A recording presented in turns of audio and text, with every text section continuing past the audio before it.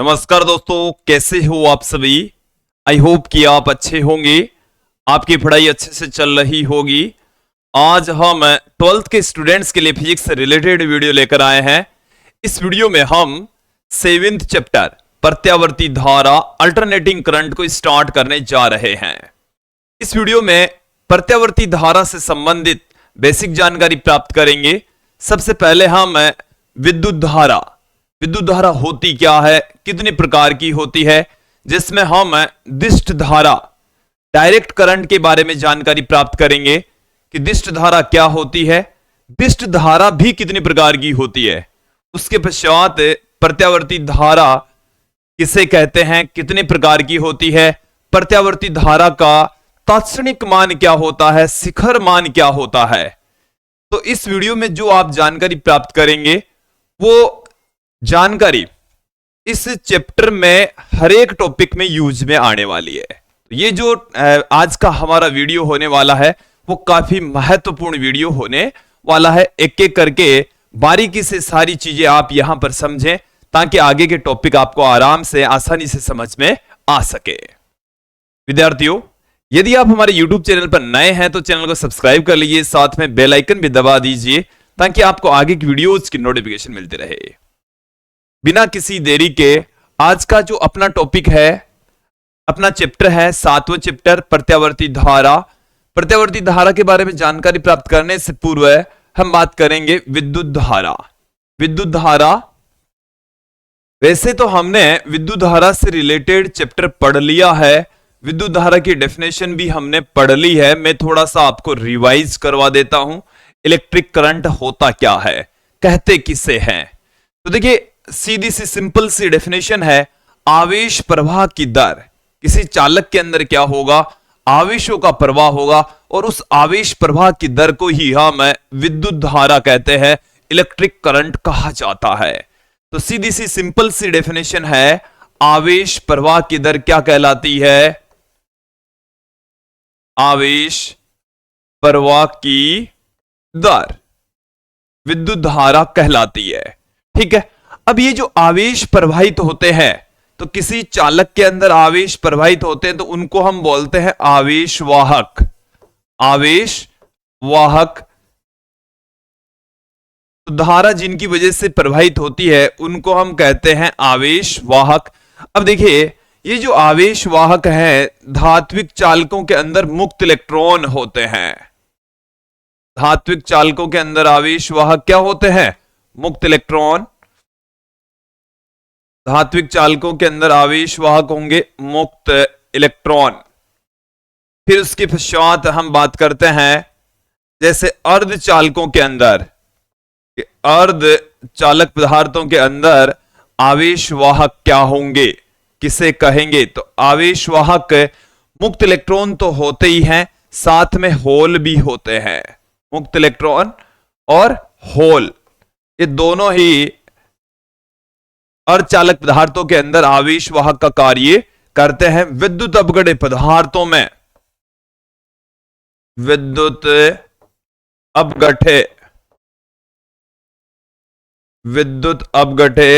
पदार्थों के अंदर, विद्युत अपघटे पदार्थों के अंदर आवेशवाहक के रूप में आयन होते हैं, धनायन भी और ऋणायन भी। धनायन और ऋणायन विद्युत अपघटे पदार्थों के अंदर आवेशवाहक होते हैं।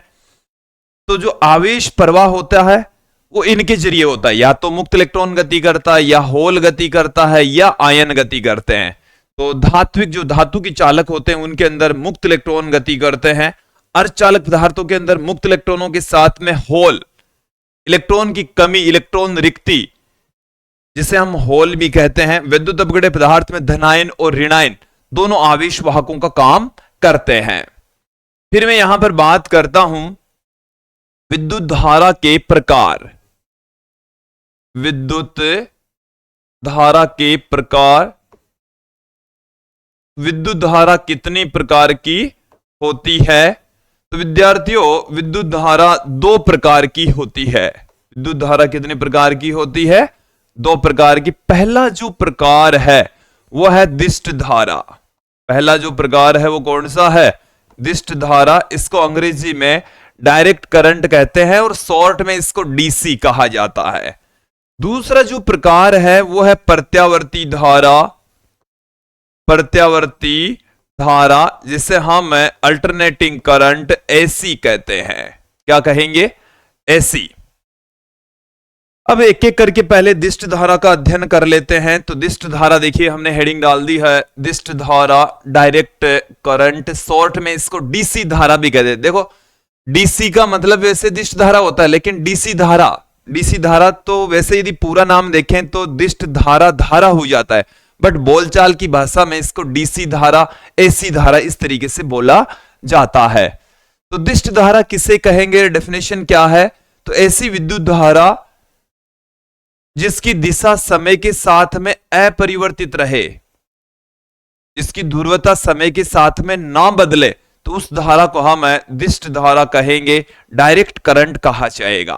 तो डेफिनेशन क्या है? सीधी सी सिंपल सी डेफिनेशन है, ऐसी विद्युत धारा, ऐसी विद्युत धारा जिसकी दिशा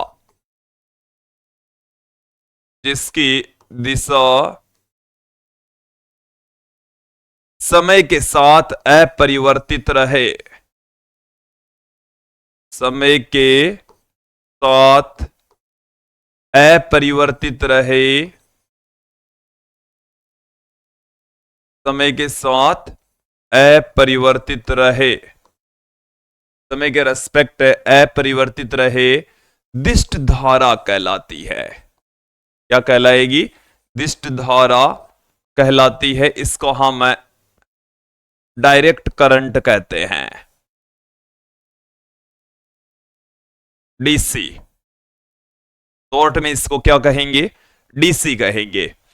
अब देखिए जो दिष्ट धारा है वो भी दो प्रकार की होती है वैसे तो, एक समान दिष्ट धारा और असमान दिष्ट धारा।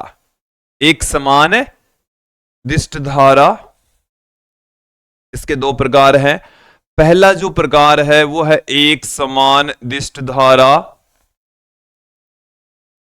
एक समान दिष्ट धारा। और दूसरा जो प्रकार है वो हमारे पास में है असमान दिष्ट धारा, जिसको हम परिवर्ती दिष्ट धारा भी कहते हैं। असमान दिष्ट धारा जिसको हम परिवर्ती दिष्ट धारा भी कहते हैं, कहा जाता है। तो देखिए एक समान दिष्ट धारा को हम ग्राफ के जरिए समझ लेते हैं कि हमारे पास में ये दो एक्सिस है। एक समान दिष्ट धारा में जो धारा की वैल्यू है वो समय के साथ में अपरिवर्तित रहती है। समय के रेस्पेक्ट क्या रहेगी? अपरिवर्तित रहेगी। धारा का मान बदलता नहीं है, तो उस धारा को हम एक समान दिष्ट धारा कहेंगे। क्या कहा जाएगा? एक समान दिष्ट धारा कहा जाएगा। तो ऐसी विद्युत धारा जिसका मान समय के साथ में अपरिवर्तित रहे, एक समान दिष्ट धारा कहलाती है। दूसरा जो प्रकार है वो है असमान दिष्ट धारा। इसको हम परिवर्ती दिष्ट धारा भी कह सकते हैं, परिवर्ती डीसी करंट भी इसको कहा जा सकता है। ओके, ये किसे कहेंगे? इसे भी ग्राफ के जरिए समझ लेते हैं कि देखिए ये एक ऐसी विद्युत धारा होगी जिसका मान समय के रेस्पेक्ट बदलता हो, चेंज होता हो, तो उस धारा को हम दिष्ट धारा, असमान दिष्ट धारा कहेंगे। जैसे ये हमारे पास में धारा का मैंने एक ग्राफ खींचा, एक तरफ धारा ली है, दूसरी तरफ हमने समय लिया है। तो यहां पर धारा का जो मान है वो समय के साथ में बदल रहा है, हालांकि दिशा नहीं बदल रही बट मान बदल रहा है, तो ये असमान दिष्ट धारा है। जैसे यहां पर मैंने दिखा दी, ये इस तरीके से धारा का मान चेंज हो रहा है, तो ये भी एक तरीके की परिवर्ती दिष्ट धारा है, असमान दिष्ट धारा है। ये क्लियर हो जाना चाहिए, समझ आ जाना चाहिए। तो ऐसी विद्युत धारा जिसका मान समय के साथ में बदलता हो, परिवर्तित होता हो, तो असमान या परिवर्तित दिष्ट धारा कहलाती है। ग्राफ के जरिए आपको समझ में आ गया होगा। आगे बढ़ते हैं।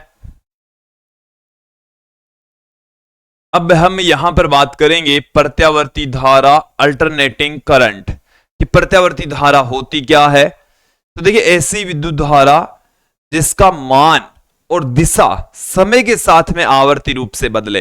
एग्जाम्पल के जरिए हम समझा ही देंगे।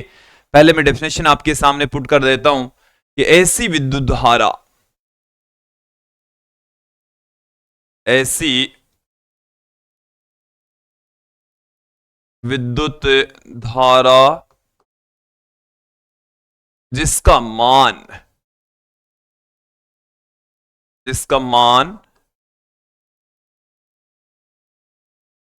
जिसका मान एवं दिशा,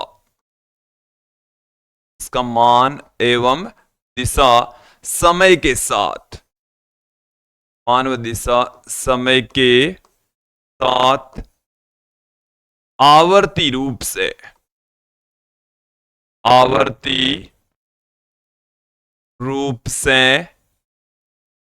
ऐसी विद्युत धारा जिसका मान एवं दिशा समय के साथ में आवर्ती रूप से बदलता हो, आवर्ती रूप से बदलता हो, प्रत्यावर्ती धारा कहलाती है। प्रत्यावर्ती धारा कहलाती है, ऐसी करंट कहलाती है। ओके, तो प्रत्यावर्ती धारा की जो डेफिनेशन है वो क्लियर हो जानी चाहिए। अब यहां पर हम प्रत्यावर्ती धारा के कुछ प्रकार हैं, एक एक करके उन प्रकारों को जब हम समझेंगे तो हमें और भी बेहतर तरीके से समझ आ जाएगी।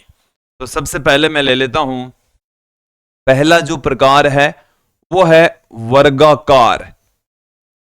वर्गाकार, या इसमें आपको दूसरा मिल सकता है आयताकार। वर्गाकार या आयताकार प्रत्यावर्ती धारा। प्रत्यावर्ती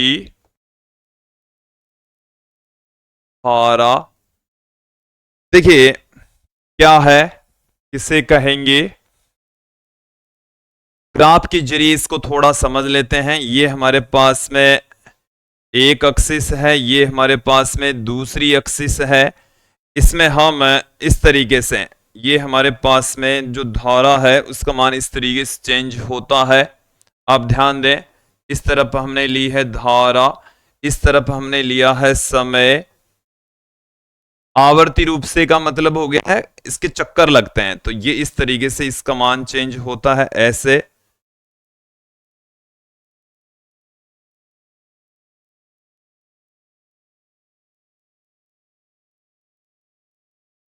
ये जो धारा है ये पॉजिटिव है, नेगेटिव, पॉजिटिव, नेगेटिव और फिर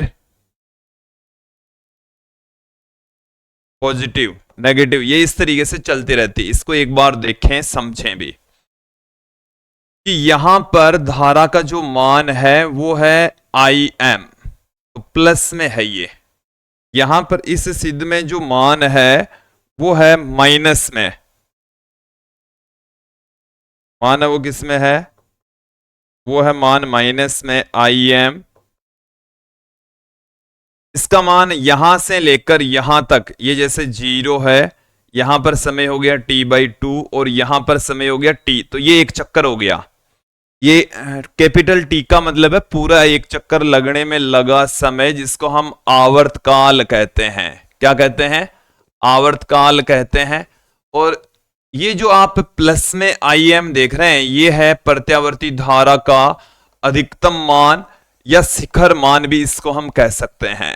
क्या कह सकते हैं, अधिकतम मान या शिखर मान। ये प्लस में भी होगा और माइनस में भी होगा। ये प्लस में Im से माइनस में Im तक इस तरीके से वेरी करता है, इस तरीके से इसकी वैल्यू चेंज होती है।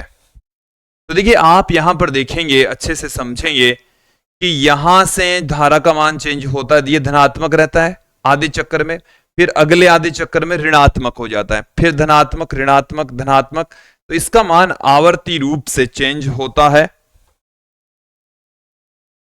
इसका जो मान है वो आवर्ती रूप से बदलता है। आवर्ती रूप से इसकी वैल्यू चेंज होती है, बदलती है। तो धनात्मक, ऋणात्मक, धनात्मक, ऋणात्मक, धनात्मक, तो ये है इसकी दिशा है वो समय के साथ में क्या होती है, चेंज होती है। मान भी चेंज होता है, देखो धनात्मक होता है प्लस में आई एम, माइनस में आई एम, प्लस में आई एम, माइनस में आई एम, इस तरीके से चलता है। तो यदि यहां से आधे चक्कर में 0 से लेकर t/2 तक इसका जो मान है, धारा की जो वैल्यू है वो रहती है प्लस में आई एम, और t/2 से समय का मान t रहता है, तब जो धारा का मान है वो रहता है माइनस में आई एम। ओके, धारा की वैल्यू है वो आवर्ती रूप से बदलती है, समय के साथ में बदलती है, दिशा भी समय के साथ में बदलती है। तो यह है वर्गाकार धारा या आयताकार प्रत्यावर्ती धारा।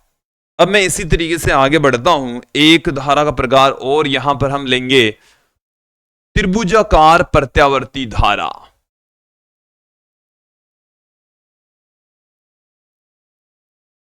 त्रिभुजाकार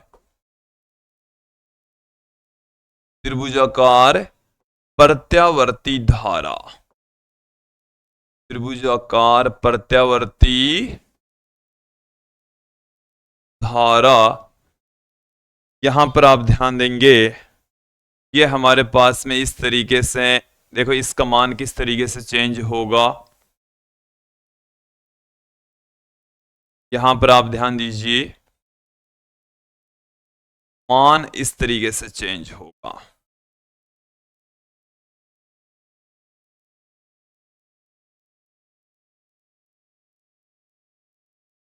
ज्यादा आगे निकल गए हम।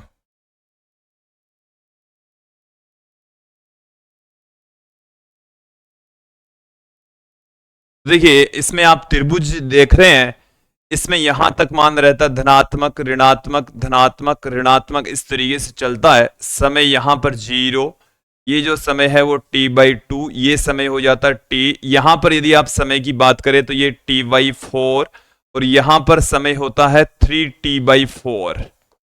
ठीक है, यहां पर जो धारा की वैल्यू है वो हमारे पास में है प्लस में आई एम, प्लस में आई एम, और यहां पर धारा का जो मान है वो है हमारे पास में माइनस में आई एम, माइनस में आई एम। तो प्लस में आई एम से माइनस में आई एम तक इसकी वैल्यू चेंज होती है। किस तरीके से चेंज होती है, तो देखो 0 से t/4 तक धारा का मान रेगुलरली बढ़ रहा है, प्लस में आई एम तक जाता है। फिर t/4 से t/2 जब समय होता है तब धारा का मान है घटता हुआ 0 हो जाता है। t/2 से 3t/4 तक धारा का मान माइनस में आई एम तक बढ़ता है, फिर वहां से घटता हुआ वापस 0, और ये कंटिन्यूसली चलता रहता है। यहां से लेकर यहां एक चक्कर हो जाता है, फिर ऐसे ही चक्कर चलते रहते हैं। तो यदि मैं यहां पर बात करूं तो समय और धारा की यदि हम बात करें तो जब समय 0 होता है तब जो धारा है उसकी वैल्यू भी 0 रहती है। जब समय t/4, समय कितना है t/4 है, तो उस कंडीशन में धारा का जो मान है वो प्लस में आई एम हो जाता है। जब समय t/2 होता है, समय कितना होता है t/2, तो धारा का मान पुनः 0 हो जाता है। समय जब 3t/4 होता है तब धारा का जो मान है वो माइनस में आई एम हो जाता है। क्या हो जाता है, माइनस में आई एम। और जब समय का मान t हो जाता है तब धारा का मान पुनः कितना हो जाता है, 0 हो जाता है। तो धारा है वो समय के साथ में इसकी वैल्यू भी बदलती है, दिशा भी बदलती है। ये एक प्रत्यावर्ती धारा है, इसमें त्रिभुज जैसी आकृतियां बनती है, इस कारण से इसको हम त्रिभुजाकार प्रत्यावर्ती धारा कहते हैं। ये आपको समझ आ जानी चाहिए, क्लियर हो जानी चाहिए। हालांकि ये अपने सिलेबस में नहीं आने वाली, अपने सिलेबस में जो है वो मैं अब आपको बताने जा रहा हूं। साइनसोइडल अल्टरनेटिंग करंट, जिसको हम ज्यावक्रीय प्रत्यावर्ती धारा भी कहते हैं। ज्यावक्रीय प्रत्यावर्ती धारा, ज्यावक्रीय प्रत्यावर्ती धारा, साइनसोइडल अल्टरनेटिंग करंट। ओके, ज्यावक्र ये प्रत्यावर्ती धारा, ये क्या है, कौन सी है? ये विद्यार्थियों हमने लास्ट वीडियो में पढ़ी है, जो मैंने प्रत्यावर्ती धारा जनित्र आपको पढ़ाया था, वहीं पर हमने ये वाली धारा पढ़ी है। देखिए हमने क्या पढ़ा था, प्रत्यावर्ती धारा जनित्र से प्राप्त प्रेरित विद्युत वाहक बल, प्रत्यावर्ती धारा जनित्र से प्राप्त प्रेरित विद्युत वाहक बल, प्राप्त प्रेरित विद्युत वाहक बल, प्रेरित विद्युत वाहक बल हमने देखी क्या पढ़ा था, वो देखें E बराबर, हमने पढ़ा था E बराबर E नॉट या EM भी इसको लिख सकते हैं। हम यहां पर इस चैप्टर में दूसरे तरीके से लिखेंगे, V बराबर VM साइन ओमेगा टी से पुट करेंगे। यही वाली जो वैल्यू है इसको हम थोड़ा सा मॉडिफाई करके V बराबर VM साइन ओमेगा टी से पुट करने वाले हैं।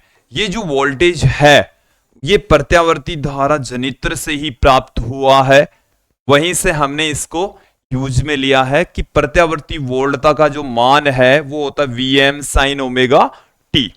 प्रत्यावर्ती धारा जनित्र से ये वाली जो धारा है वोल्टता है वो प्राप्त होती है। यदि कुंडली का प्रतिरोध R है तो प्रेरित धारा, तो उस प्रेरित धारा को हम कहते हैं प्रत्यावर्ती धारा। तो प्रेरित धारा हमें प्राप्त हुई है प्रत्यावर्ती धारा जनित्र से, वो एसी करंट ही होती है, एसी धारा ही होती है। और वो कितनी होती है, देखिए I बराबर V बट्टे में R, तो VM साइन ओमेगा टी बटे व R, तो यहां से VM बट्टे में R को हम लिख देंगे IM, क्या लिख देंगे, IM लिख देंगे। तो IM साइन ओमेगा टी हमारे पास में आ जाएगा। ओके, ये आ जाएगा, ठीक है। देखिए इसको हम थोड़ा सा ग्राफिकल मेथड से समझ लेते हैं, कैसे कि यदि साइन का वक्र यदि हम खींचें तो वो वक्र हमें इस तरीके से प्राप्त होगा, वक्र इस तरीके से प्राप्त होने वाला है। कैसा प्राप्त होगा, देखिए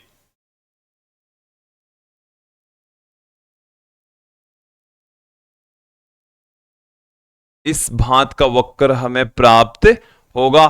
धारा का मान इस तरफ हमने लिया है, समय का मान हमने इस तरफ लिया है। इसकी जो वैल्यू है वो धनात्मक ऋणात्मक धनात्मक ऋणात्मक, इसकी जो डायरेक्शन है वो आवर्ती रूप से चेंज होती है, वैल्यू है वो आवर्ती रूप से चेंज होती है। यहां पर जो समय है वो है 0, इस स्थान पर जो समय है वो हमारे पास में है T/4, यहां पर जो समय है वो है T/2, यहां पर जो समय है वो है 3T/4, यहां पर जो समय है वो है T, और ऐसे ही चलता जाता है। ये एक चक्कर यहां पर खत्म हो जाता है, यहां से लेकर यहां तक लगने वाला जो समय है वो है कैपिटल T, एक चक्कर हो जाता है। फिर यहां से यहां तक ये दूसरा चक्कर, यहां से यहां तक ये तीसरा चक्कर हो जाता है।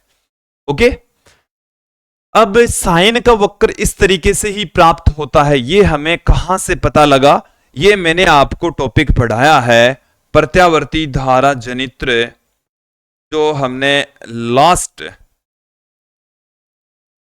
चैप्टर का अंतिम टॉपिक पढ़ा है प्रत्यावर्ती धारा जनित्र। ये हमने जो विद्युत चुंबकीय प्रेरण है उसका लास्ट टॉपिक यही था कि प्रत्यावर्ती धारा जनित्र। तो प्रत्यावर्ती धारा जनित्र की सहायता से प्रत्यावर्ती धारा उत्पन्न की जाती है, प्रत्यावर्ती वोल्टता उत्पन्न की जाती है। इसमें जो वोल्टेज क्रिएट होते हैं वो धनात्मक ऋणात्मक आवर्ती रूप से चेंज होते हैं, मान आवर्ती रूप से चेंज होते हैं, वो हमने देख लिया था। इस वीडियो को आप हमारी प्लेलिस्ट में जाकर देख सकते हैं, और जो 6th चैप्टर के वीडियोज हैं उसका अंतिम वीडियो है, ये अंतिम टॉपिक है। ये जो प्रत्यावर्ती धारा जनित्र था वो विद्युत चुंबकीय प्रेरण के सिद्धांत पर काम करता है। उसकी हमने बनावट देखी कि दो शक्तिशाली चुंबक के बीच में एक आयताकार कुंडली, जिसे हम आर्मेचर कहते हैं, इसको जब घुमाते हैं तो इसके सिरों के ऊपर एक प्रेरित विद्युत वाहक बल उत्पन्न हो जाता है, और वो जो प्रेरित विद्युत वाहक बल है वो इस कुंडली से संबद्ध चुंबकीय क्षेत्र या चुंबकीय फ्लक्स में परिवर्तन के कारण से उत्पन्न होता है।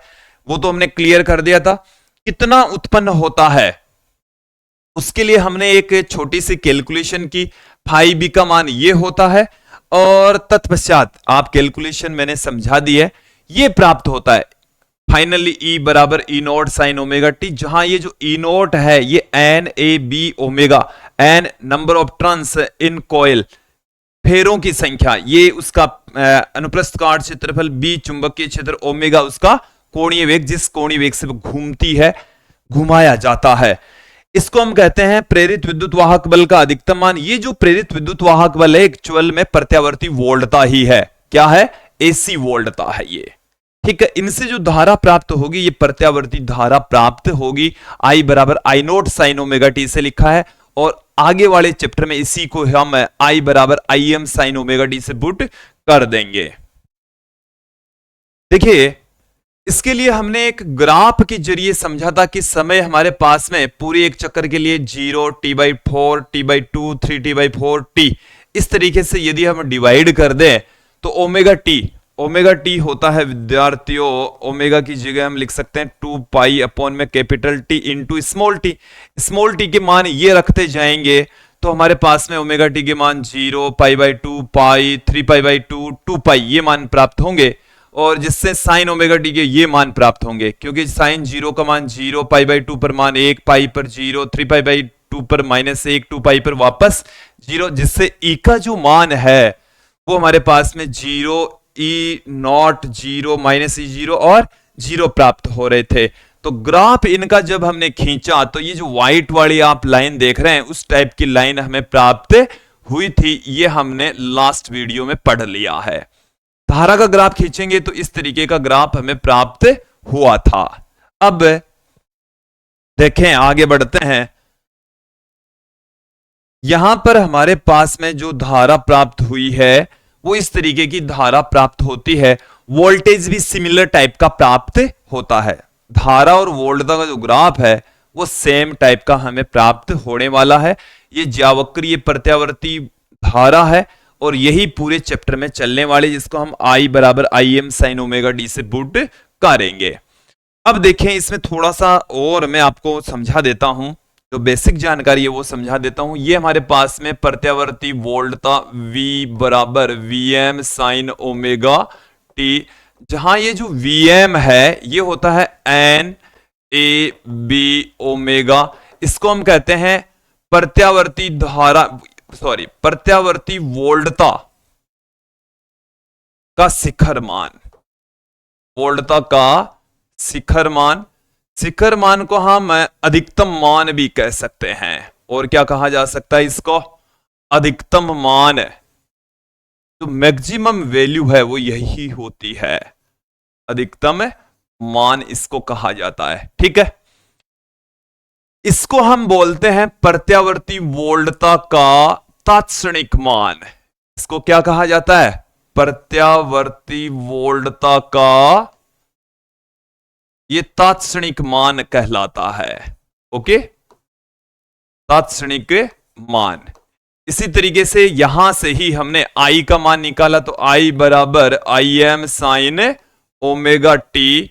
तो इसके अंदर ये जो आई एम आप देख रहे हैं, आई एम आपको नजर आ रहा है, ये आई एम है प्रत्यावर्ती धारा का शिखर मान।